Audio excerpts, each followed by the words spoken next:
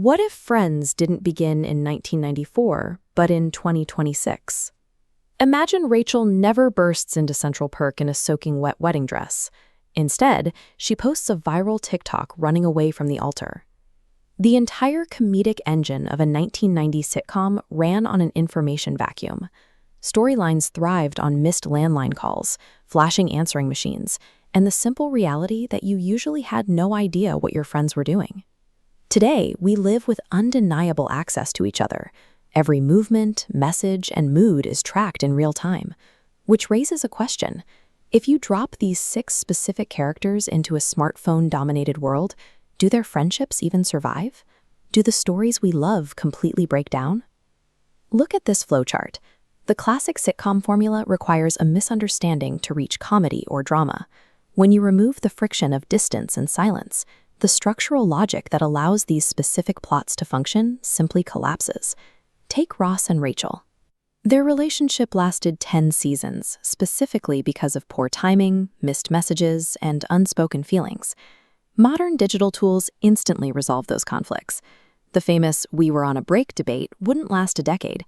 Rachel would check Ross's relationship status updates, and Ross would see her location tagged at a restaurant with another guy. This timeline graph maps out a typical modern argument. Data points appear for a text sent, a read receipt at 10:04 p.m., and a specific location tag. Every interaction is preserved in screenshots and timestamps, leaving absolutely zero room for narrative mystery. But the anxiety of the 1990s doesn't disappear. It mutates. Instead of wondering if someone received your message, you sit and stare at a pulsing bubble, agonizing over why they haven't replied yet. Technology solves the old problem of information scarcity, only to hand us the exhausting modern problem of digital overthinking. The characters themselves map seamlessly to these new technological habits. Rachel builds a massive following as a social media fashion influencer before ever landing a corporate job. Monica tracks every household chore with military precision, synchronizing her grocery lists across multiple smart home productivity apps.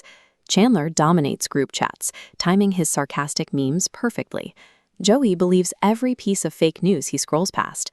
And Ross lectures about paleontology to 17 subscribers on a deeply isolated podcast. Then there's Phoebe. Her unconventional, bizarre personality thrives in an internet culture built for unique voices. Whether she's posting original songs or strange theories, she is perfectly engineered to go viral without even trying. The internet doesn't change who these 6 people are. It acts as a massive amplifier for their most extreme traits. Outside of their apartments, the physical environment shifts too, especially the concept of the coffee shop as a necessary gathering space. In 1994, Central Perk was loud and conversational. Today, that same room is quiet. It offers high-speed Wi-Fi, remote workspaces, and rows of customers wearing noise-canceling headphones, staring silently into glowing laptop screens. And the dating world leaves the coffee shop altogether. Instead of spontaneous introductions through mutual friends, the process relies on gamified, algorithm-driven swiping apps. The group faces a distinctly modern paradox. They maintain a hilarious running dialogue in their group chat while feeling completely disconnected from the people sitting right next to them on the couch. Digital convenience fractures the shared physical spaces that originally forced these characters into hilarious, spontaneous interactions. Beyond the apps and the group chats, the reality of being a 20-something adult is heavier today. There is remote work, digital career pressure, and the constant strain of social media comparison. The relatively easy economic and social landscape of 1994 is gone. Today's young adults navigate a deeply different, often overwhelming set of pressures. Yet despite the shifts in technology and culture, the underlying reason for the group's bond remains constant. In 2026, the search for a stable career or a meaningful relationship is documented and compared against millions of strangers online.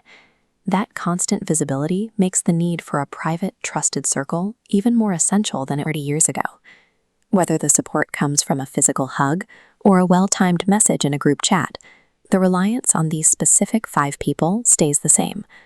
Technology changes the logistics of how these characters find each other, but it doesn't remove the necessity of the group itself. Regardless of the year, everyone still needs friends who feel like family.